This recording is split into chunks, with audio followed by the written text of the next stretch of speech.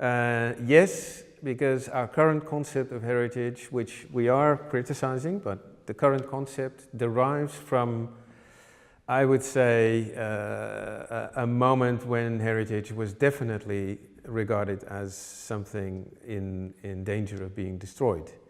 I always think of Alexandre Lenoir, who was appointed by the French revolutionary government during the revolutionary times to safeguard some of the major art of the clergy and the aristocracy that, of course, the revolutionaries were targeting, to save that art from destruction, from the vandalism of the revolutionary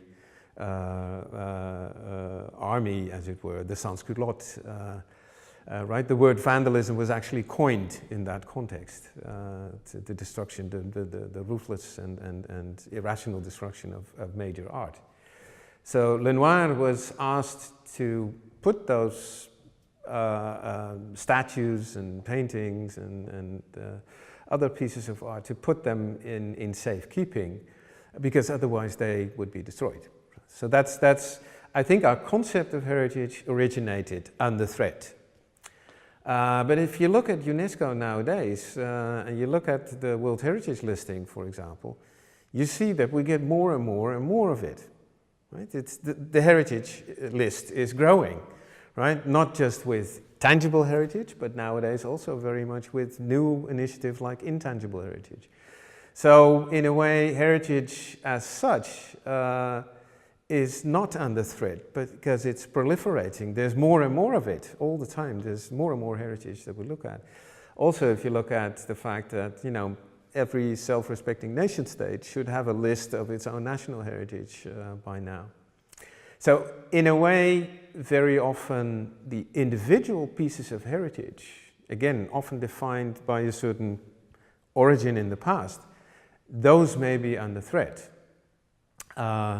But I think the overall, you know, collection of heritage sites and heritage objects is increasing, and the heritage is not under threat. It's one of the most popular activities of people nowadays.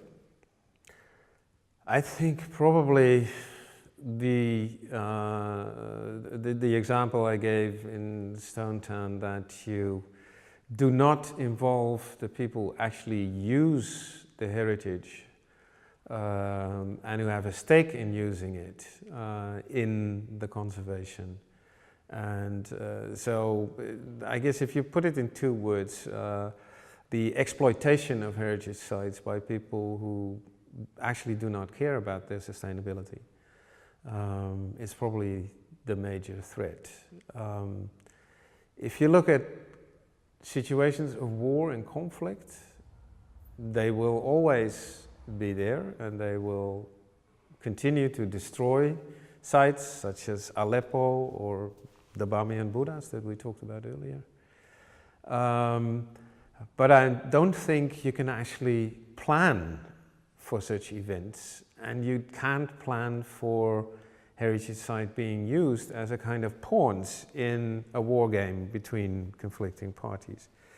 What you can plan is this slow destruction of heritage that goes together with, you know, development plans that do not take account of the history of a certain place, and certainly do not take account of the people who actually use that place.